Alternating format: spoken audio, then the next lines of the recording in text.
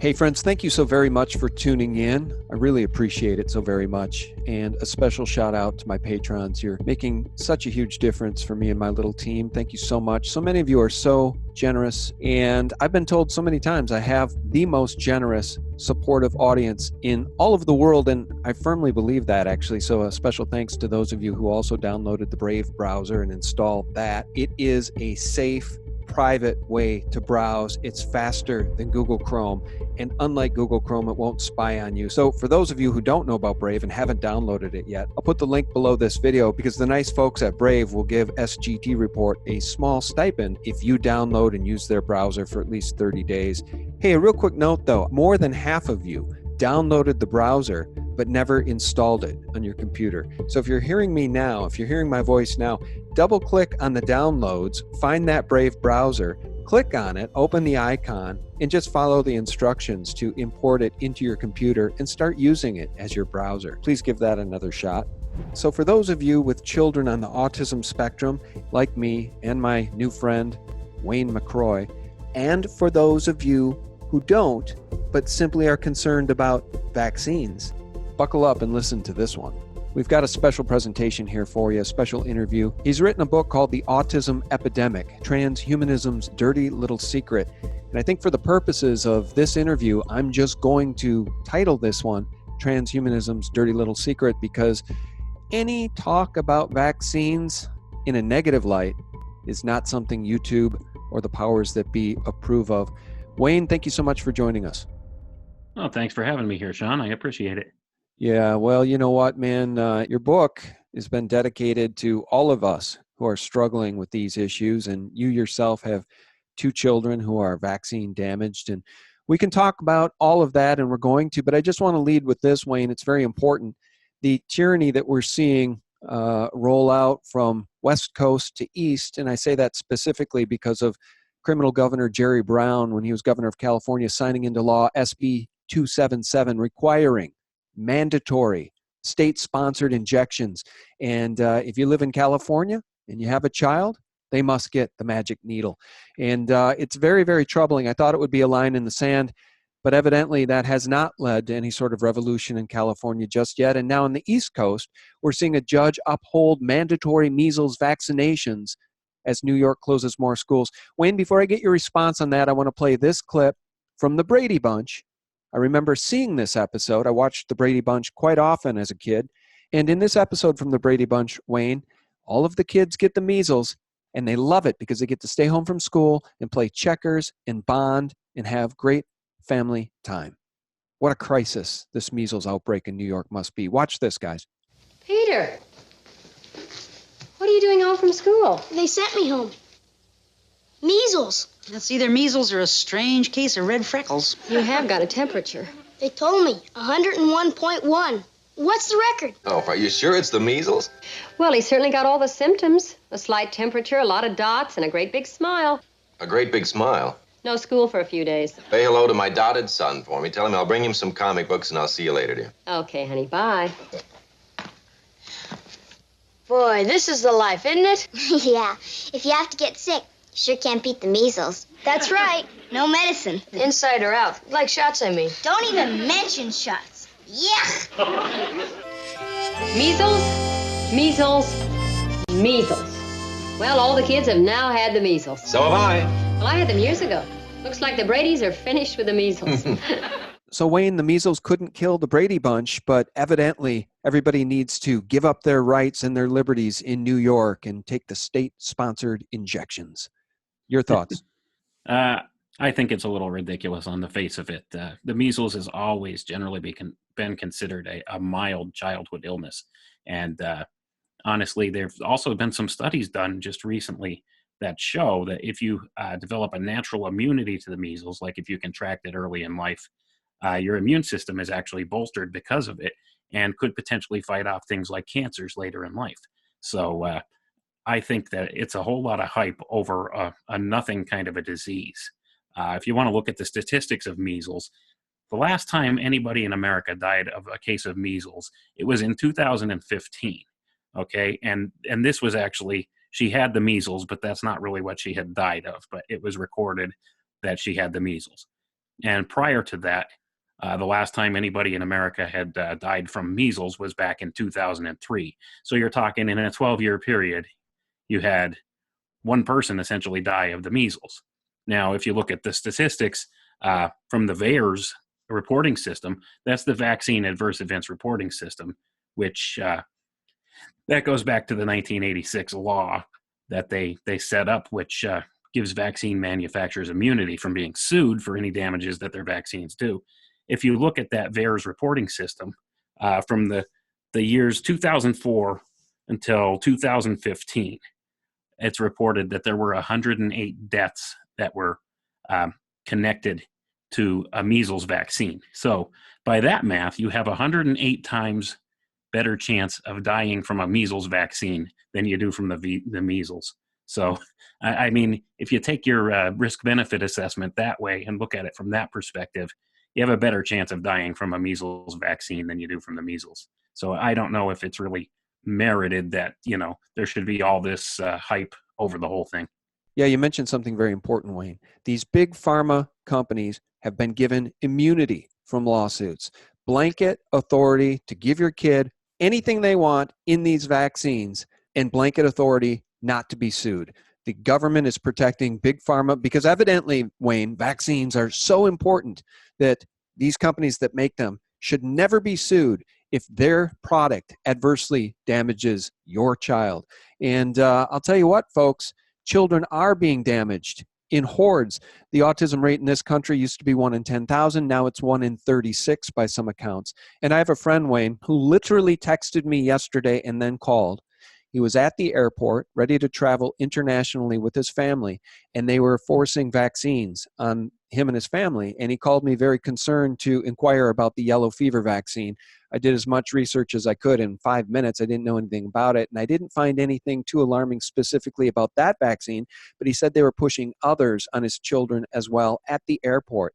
And I told him at all costs, avoid the MMR, the hepatitis B, and the DTaP. Friends, the person doing the most research in this area right now, in my opinion, doing the very best job, is Del Bigtree. You should subscribe to Del Bigtree's channel on YouTube called The High Wire with Del Bigtree.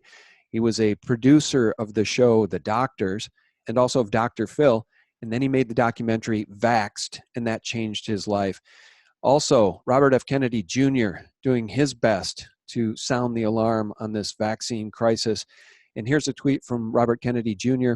about a little boy named Otto Coleman, paralyzed for life by DTaP. He's a 10-year-old little boy who's now wheelchair-bound because of vaccine-induced transverse myelitis.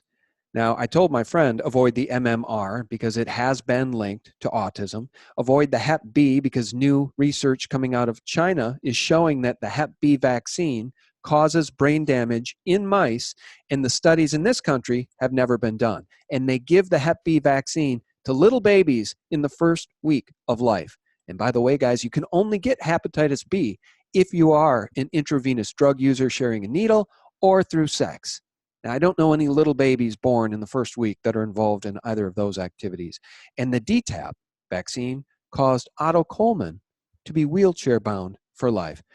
Wayne, this sounds like some sort of dystopian novel or movie that these companies and the legislators are moving as fast as they can toward mandatory vaccines, mandatory vaccinations, as they are in New York, as they did in California, as they are in many states around the country.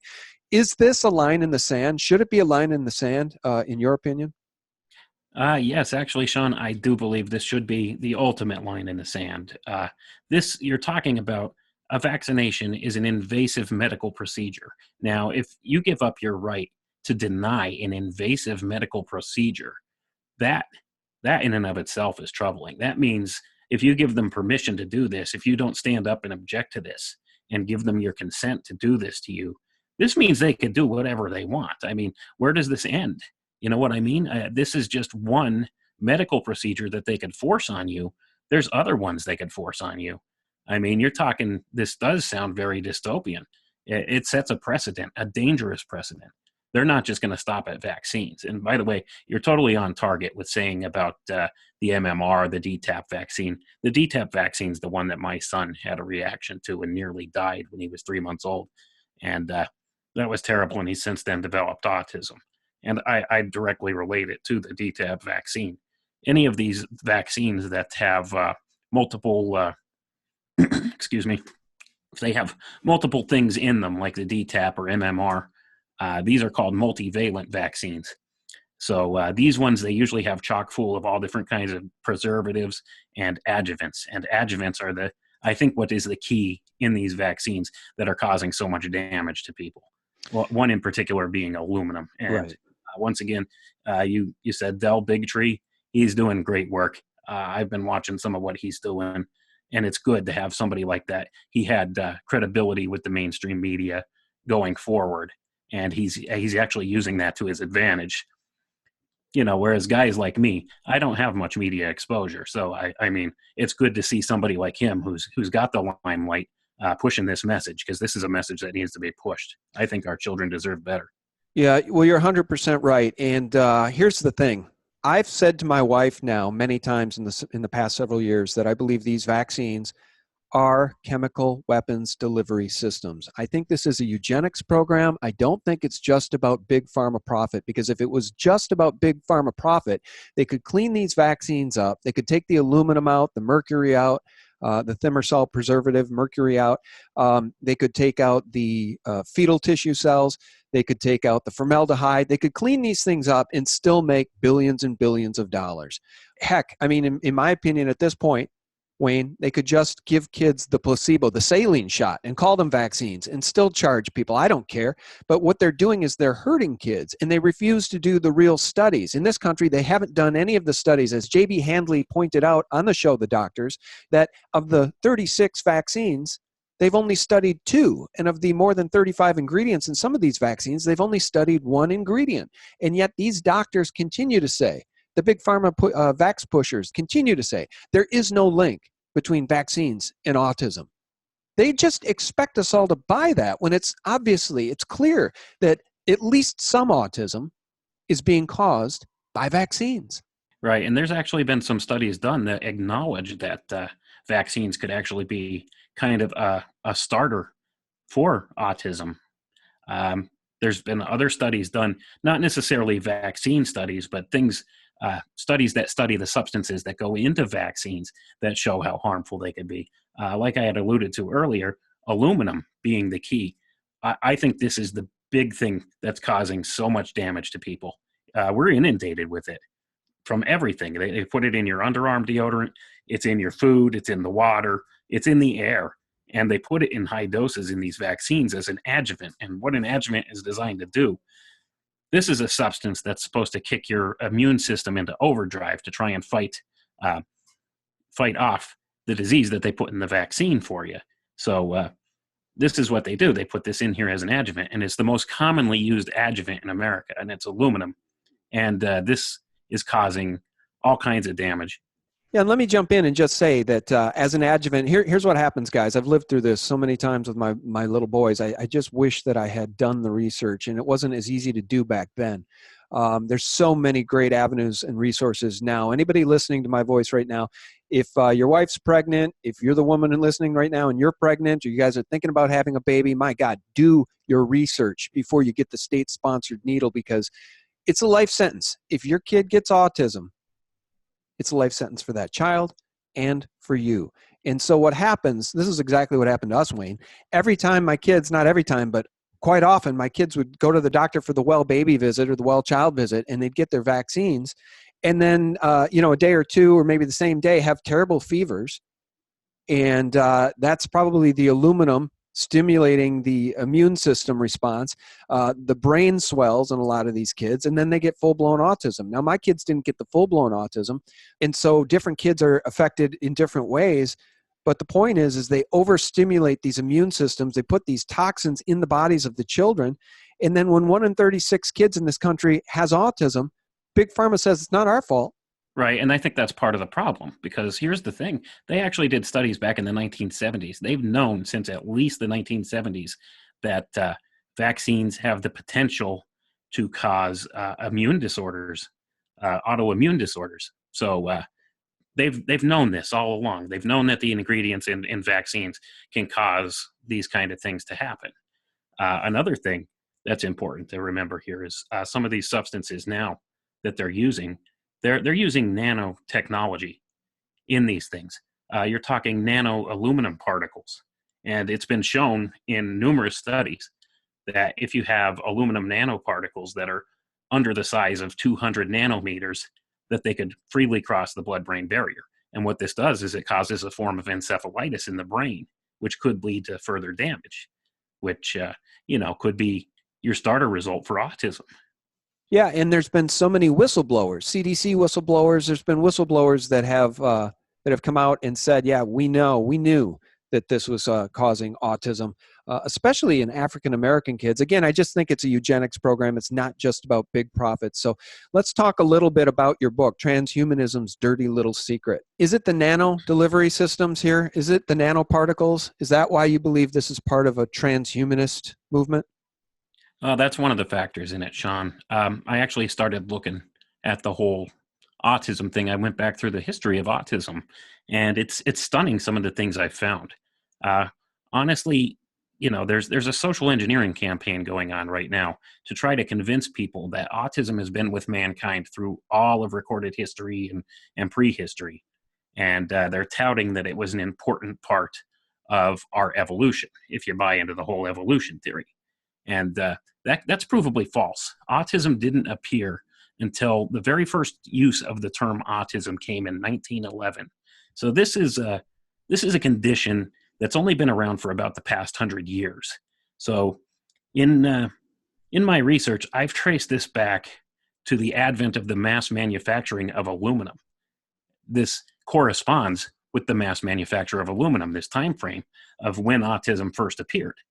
So you're talking there's kind of a correlation right there. I don't know if you could call it a definitive link per se, but it just seems weird that the rise of industrial aluminum manufacture and the pollutants that come from that coincide with the rise of the start of autism when autism first appeared. So when you go from there and look at how they're using this, you could kind of see how the correlations are there. Now, autism didn't first become its own diagnosis until the late 1930s and early 1940s with the work of Leo Kanner. He's the first one that put autism on the map. Up until that point, it was just being studied as a subset of symptoms of schizophrenia. So people really didn't understand it at first, but they saw it happening in children, and they kind of thought it was like a precursor symptom for schizophrenia. So that's kind of how they classified it. So around this time frame, this is when the whole rise of like psychology as an actual science came about, is during these early 1900s time period. So they started studying these things more. And when you move on up into the 1940s, that's when Leo Kanner published his paper about it. And it still wasn't, really a recognized condition among most of the doctors. They still kind of classified it as schizophrenia right up until the 1960s. But during this time frame, something happened. Right after World War II, a group of people came together, and they were called the Cybernetics Group. Now, this Cybernetics Group was heavily funded by the Macy Foundation and the Rockefeller Foundation, and they started studying schizophrenia, and under schizophrenia, autism. And when they did so, they made some discoveries that are kind of shocking. Now, in order to better understand some of this, we might want to go ahead and explain what cybernetics is. Cybernetics could best be described as a holistic study of systems. So they study whole systems. They don't just study like one little specific thing here and there. This is a totally different outlook from what we're used to, because in school, they break up our subjects into we have math, we have science, we have social studies, we have English class, we have all that. So it breaks up whole thoughts into these little subcategories. And that's how we're used to deciphering things. But cybernetics takes a whole systems approach at things. So they look at things from a whole systems perspective. So they figured out what exactly causes this. And what exactly causes this, in a general sense, I'm saying now, is dysregulation of calcium neuronal channels. So once they figured this out, soon they started doing experiments, And one particular thing you could look at, there was a project called the Bateson Project, which was headed up by a gentleman named Gregory Bateson, where they were looking at folks with schizophrenia and autism and different things like this, and trying to figure out what the causes were. So later on down the line, the foundation that these gentlemen laid for this research led to the discovery of cybernetics, of the disruption in the calcium neuronal channels. That's what causes like some of these symptoms. So what this looks like from, a physical perspective, if you're looking at it, what this does is when these calcium neuronal channels get disrupted, it causes a feedback loop in the nervous system. And what this looks like is, it looks like repetitive behaviors, trouble with communication, things of that nature. So this perfectly describes much of the symptoms of autism. So with that, from there, we could look and see what causes disruption of calcium neuronal channels. And lo and behold, I looked at some different studies in scientific journals and stuff, and lo and behold, aluminum causes disruption in calcium channels in the neurons. Of course. So, yeah, of course. And this is what they're injecting our children with. This is what kills me. They could make these vaccines without all the junk that they put in there, all the adjuvants and the preservatives and all the unnecessary things. Because vaccine science, when it first started, what they did is they used only the antigen, like whatever they were trying to vaccinate you from. They just used that. They didn't add all these other ingredients to it. And I think that's a part and parcel of what a lot of the problem is. And this is what a lot of it stems from. Now, it's not to say vaccines are the sole cause of this. I think it's a synergistic thing. Like I said, our atmosphere is loaded with aluminum. If you want to think I'm nuts for talking about chemtrails are a real thing. They've finally just been admitted to. You're talking, this is known as things like geoengineering, solar radiation management, stratospheric aerosol injection. Look up any of those terms. This is really going on. They're spraying us, and one of the common elements that shows up in this chemtrail spraying is aluminum. Aluminum, barium, and strontium. They're the three most common ones, and barium's also used in the MMR vaccine, if I'm not mistaken. So that should be concerning in and of itself, because barium is known to be harmful. Yeah. Let me ask you something. The calcium neuronal channel disruption that you cited is something I want to circle back to, because is there a fix for it? Have you, in your research, found any treatments that might help reverse or at least remedy that to some degree? Well, there are different things you could do. There are chelation therapies and stuff that some people swear by. The problem with that being is if you develop autism from this, that damage is permanent. That's the thing. It causes permanent damage to your brain. Like these aluminum adjuvant nanoparticles, if they cross your blood-brain barrier and cause encephalitis, that damage is permanent. And that's the problem. And I haven't really found anything that necessarily reverses that. But some people use chelation therapies to like minimize the damage and help some of the symptoms. Now, one supplement I could recommend that works really well for this is cilantro. And it's a natural food. You could also buy it in capsule form or whatever, but cilantro is a good one for this chelation therapy. So that's one avenue you could look at with this. Okay. But the bigger picture, I think, is, looking at, like you said, is there a way to reverse this? Well, I firmly believe that using this cybernetics approach to it, that they've kind of found a fix for this, and their fix is going to be what they call the Transhumanist Singularity. And that will be merging man's brain with computers in order to reverse some of these damages. Here's something I think we can both agree on, and I brought it up earlier in the interview. I believe these are chemical weapons delivery systems. And I guarantee you that the people at the very tip top of this world, the deep-pocketed billionaires and the people who really know what's going on and are part of this plan, they don't vaccinate their kids. I can guarantee you that the ruling elite in this world do not vaccinate their kids. And it's just a shame that so many of us are brainwashed and have been brainwashed into doing so at the peril of our own kids. And if you read the ingredients alone, had I just read the ingredients on these vaccines, back in 1998, 1999, 2000, 2001, had I just taken the time to do that, I'd have to believe that I would have made a different choice. Maybe not. Maybe I was still so brainwashed. Trust our doctors, right? Indoctrinated since birth to trust our doctors. You know, at the opening of your book, you have a very important passage here from the Bible. Know ye not that ye are the temple of God, and that the Spirit of God dwelleth in you?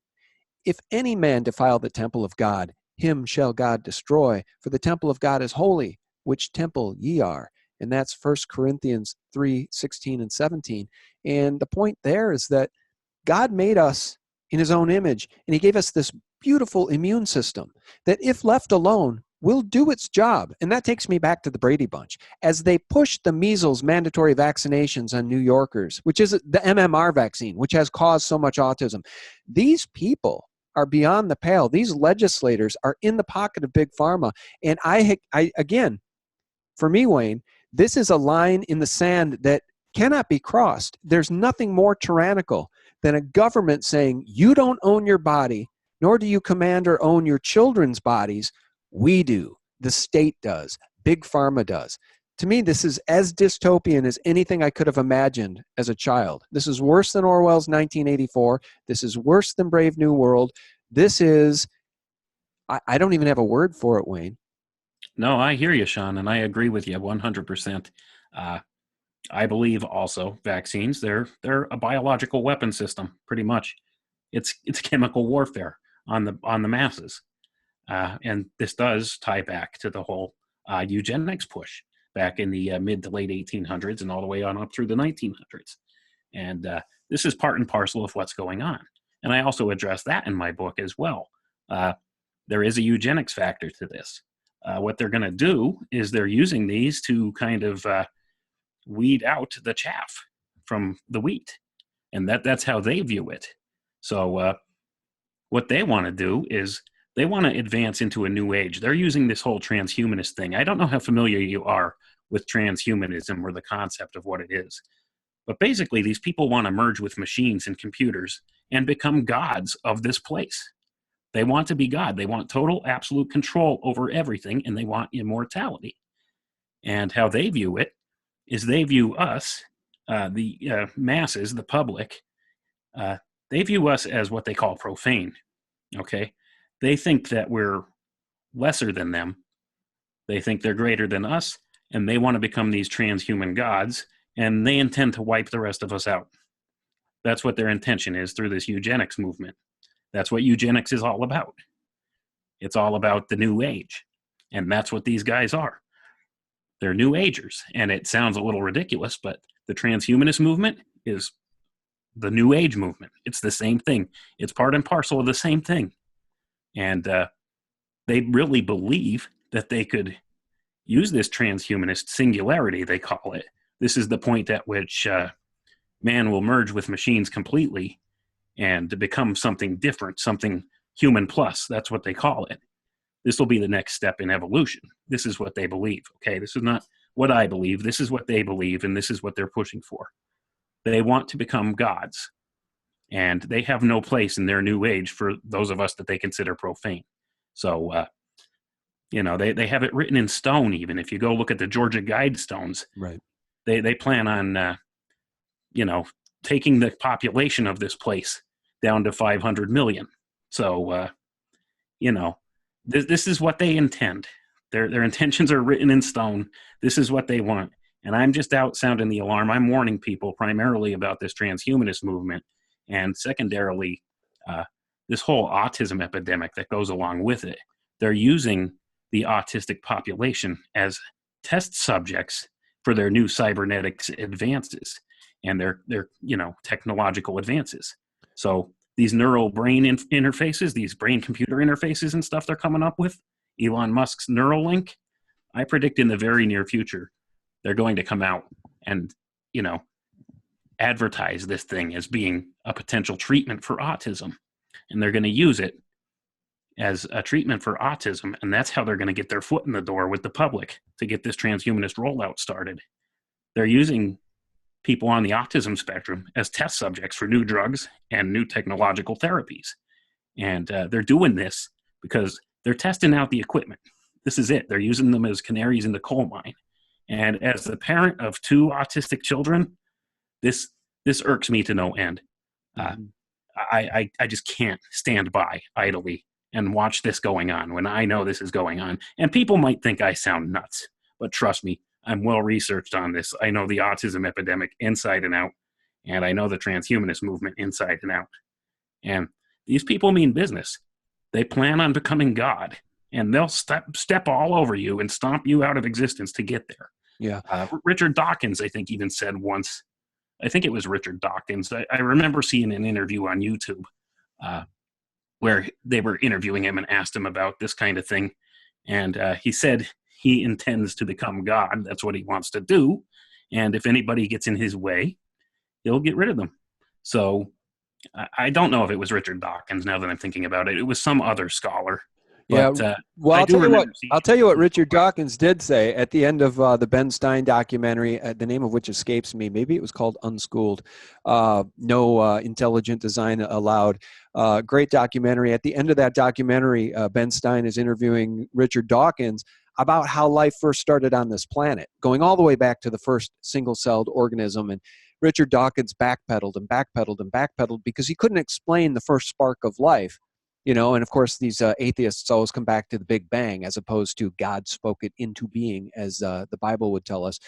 And so when pushed to the very first spark of life on this planet, Richard Dawkins acquiesced that, well, perhaps aliens seeded life here. So he cannot make the extrapolation or the leap of faith that God created life here, but he's more than willing to say aliens created life here. That's what these atheists do. And you're right. It is a plan to control the world. They themselves want to be gods. And it reminds me of the Tower of Babel. The other thing that these vaccines remind me of is the opium wars in China. When the British tried to destroy China with opium, I think the elite are trying to destroy our families with vaccines. Because when you have autism, when you have children with autism, especially those poor souls with children with profound autism, these 20 and 22 and 25-year-old men now that are still 2-year-olds in diapers, it is the saddest thing in the world. It destroys families. And that's what the elite have always wanted to do. Separate the mother and father. Destroy the families. Destroy the inner cities with drugs. Destroy the black families. Destroy, destroy, destroy. That's what they're great at, Wayne. They're great at destroying all that is good, all that is created in God's image. And at the end of the day, that's what irks me. These people are truly, truly evil. Agreed. And that's the whole thing. I mean, they're just looking at their own personal benefit in all of this. They have no care for our health. Don't let this vaccine things fool you. This is not about public health. No way, no how. They don't care about your health. That's not what it's about. It's about control. That's what it's always been about, control. Yeah. They view you as a herd animal. That's basically it. You're property of the state. You're a herd animal. And this is giving them their consent to do that to you. If you don't speak up and step out and say, no, I'm not doing this. This is the line in the sand. We're not going to allow this. They're just going to go ahead and roll right over the top of you, and then they'll consider it that's your consent for them to do it. And that's not right. And that's what these people are all about. Let me ask you something else in the 10 minutes we have left with each other here. First of all, tell people how they can find your book. How do they get your book? And then I want to talk about the gender dysphoria. You've got a couple of lines in here, pages in your book about autism and gender dysphoria. We continue to see this transgender movement being pushed on people in this country. And the idea that they're shoving down kids' throats now that there are no sexes and you can choose to be a man or a woman regardless of your biological birth. So first of all, how do people find the book? How do they get the book? And then let's talk about this gender dysmorphia and autism. Okay. First of all, my new book is called The Autism Epidemic, Transhumanism'S Dirty Little Secret. It's available now on Amazon. It should be available very soon through all the other fine book retailers. It just released this past week. So it's still brand new. It's out there. You can find it on Amazon. I also have another book. My first book is called The Alchemical Tech Revolution, Fulfilling Ancient Esoteric Agendas Through the Use of High Technology. That one's also available through any fine book retailer at this point, too. They're both interesting reads. I put many, many years of my life into research into these things. And I would appreciate if people would pick them up. Also, if anybody wants to get in touch with me personally, I could be reached at alchemicaltechrevolution@gmail.com, or I also have a Facebook page called Files from the Conspiratorium, and that's where, I do a lot of posting. So if people want to get in touch with me through those vantage points, they can, and I'd appreciate if they would take a look at my book, because there's a lot of research into this, and it's a very personal topic for me. I have two children on the spectrum. So from there, let's go ahead and we'll address your question about gender dysphoria. Now, autism is a spectrum disorder, correct? So that means there's, all different people have different variations of symptoms on the spectrum. Well, they're trying to make gender into a spectrum. And the reason they're doing this has to do with an agenda called post-genderism. And this could be considered to be synonymous with transhumanism. And this is what it's all about. They want to end gender. They want there to be no gender. This is one step further to merging us with machines and making us all machines. This is all about transhumanism. And that's basically what this whole transgender push is all about. It's a system, okay? Let's put it this way. This is a tool that they use to switch social norms around. And it's a tool called the Overton Window. This is shifting the Overton Window. What this Overton Window idea is they'll introduce new bizarre ideas to the public and gradually shift what the public will view as being acceptable. Now, this all started out, first of all, with them trying to normalize gay marriage and things like that. That's all pretty, well, at this point, considered to be a normal part of society now, right? So the Overton Window switched there. It shifted over. And now they've been pushing this whole transgender agenda, where they're shifting this Overton Window over further to make all of this anything goes mentality. Gender is, a spectrum kind of thing. They're trying to make this the new norm. So pretty soon you'll start to see more and more bizarre ideas being introduced. And the whole point of this is a push towards what they call post-genderism, which, like I said, could be considered synonymous with transhumanism. They want to end gender. They want to make it so that gender is no longer a thing at all. You could be whatever you want to be. Pretty much that's the whole premise behind it. And they see it as being a good thing, and they're going to use technology to get there. And this is actually addressed in a white paper called Post-Genderism Beyond the Gender Binary. I recommend, if you could find this white paper online, look it up and read it. It's very telling. And this points out directly to the transhumanist push behind this. So post-genderism, think of it as being synonymous with transhumanism. And this is their end goal. This is what they're looking for. In your learned view, is this satanic in nature? Are these people Satanists, many of them? And I ask because this whole move of the Overton Window, the shifting of the Overton Window, is 100% spot on. And when you talk about it, it reminds me of Tom DeLay warning that there's a move to legalize or normalize 12 perversions, including pedophilia and bestiality. And if they want to remove gender from common sense and from our worldview and from the worldview of children, it just reminds me of Aleister Crowley, do as thou wilt, which is obviously Satanism.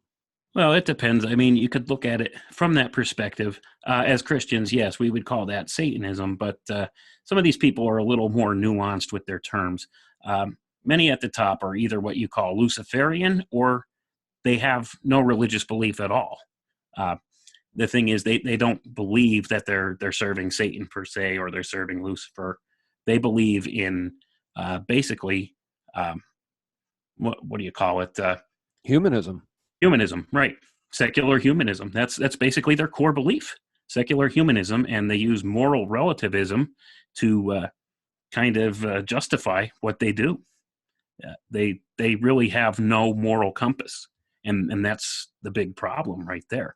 They may not consider themselves Satanists, but I mean, when you look at it, there's an evil spirit about at work in this whole thing, no matter what you call it, whether you call it Satan, Lucifer, whatever you want to call it. Or if you just want to, think that it's all just man being self-seeking, however you want to view it, there's definitely an evil spirit behind all of this. Yeah, there sure is. I don't know how people who work for these big pharma companies can sleep at night. I actually know a woman because of a sport that my son was involved in for several years. She works for Merck. She makes a ton of money working for Merck. I know this because they built an incredible house a few years back.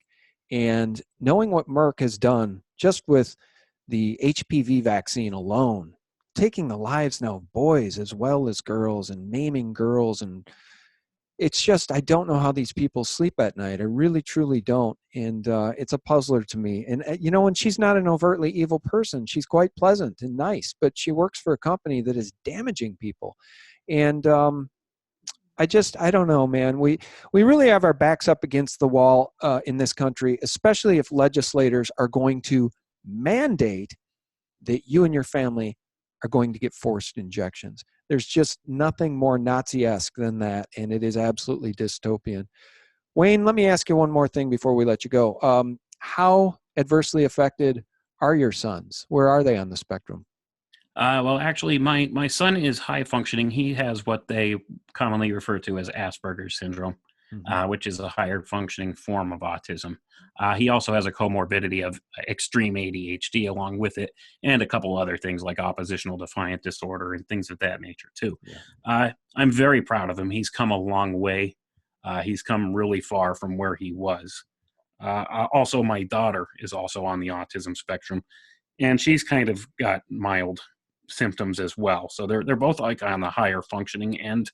So I've been fortunate in that regard. But I mean, it doesn't make it any easier. People look and they see these kids with high functioning autism, and they think that they look relatively normal. And if you're not familiar with them, they just seem a little quirky, and that's it. And that people view this as normal, so they don't see the challenge or the disability that goes along with it. Right. And it's very real, and it's there. And we as families who deal with it 24/7, we see them at their worst. The public doesn't see them at their worst. They see them at their best. And that's one of the challenges too. Yeah. And there are people who do have more severe forms of autism who are nonverbal, and my heart goes out to those people, those families, because like you said, this is something that could definitely tear families apart.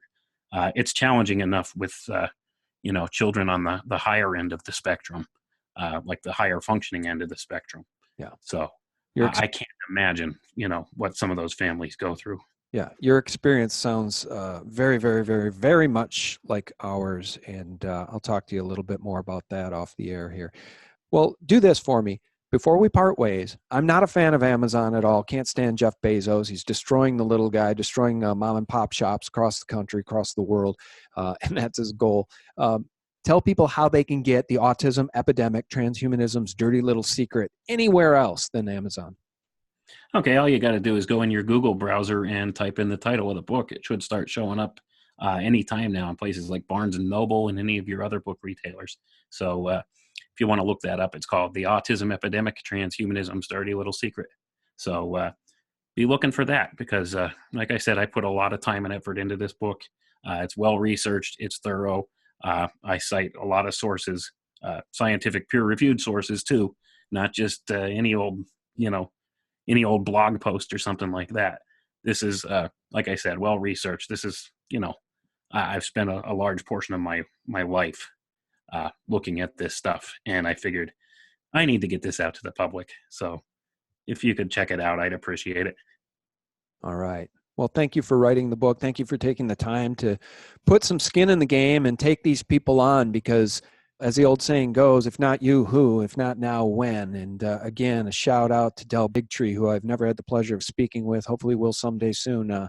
What a warrior. What an absolute warrior. He made that movie Vaxxed. I suggest all of you seek it out and watch it. He made that documentary and it changed his life once he realized what was really going on, the real cover-up, the real collusion to damage our families and our children, and the fact that these big pharma companies can never be sued when they hurt you or your kids. It's just as un-American as anything I can think of. Wayne, thanks so much for your time. I really appreciate it. Well, thanks, Sean, for having me on. I appreciate it greatly. You have no idea how much it means to be able to get this out to the public because we need to speak up and not let this stuff go on anymore. like I said earlier, our children deserve better. They sure do. And guys, if you're in New York, I've got 3 words for you. Do not comply. All right? Mandatory vaccinations is the line in the sand, just like the Second Amendment is the line in the sand. If they demand you turn in your guns, do not comply. If they demand you take the state-sponsored needle and just trust them, do not comply. Liberty, it's all we have, folks. Once we give that up, we're slaves. Our guest has been Wayne Mcroy. The book is The Autism Epidemic, Transhumanism's Dirty Little Secret. Be sure to seek it out. And guys, thank you so much for tuning in. For real news 24/7, seek out sgtreport.com. Also check out thephaser.com, where I hand select videos for you on a daily basis that now, because of YouTube's changing algorithms, you'll probably miss. And thelibertymill.com. It's real news 24/7, guys. Thank you so much. Especially a shout out to my patrons. Thank you so much. You're also generous and wonderful. Couldn't do it without you. God bless. Bye-bye. I personally believe that Julian Assange will be very well looked after, and they will deliver him to President Trump. But let me tell you something now, they will not dare harm a hair on his head.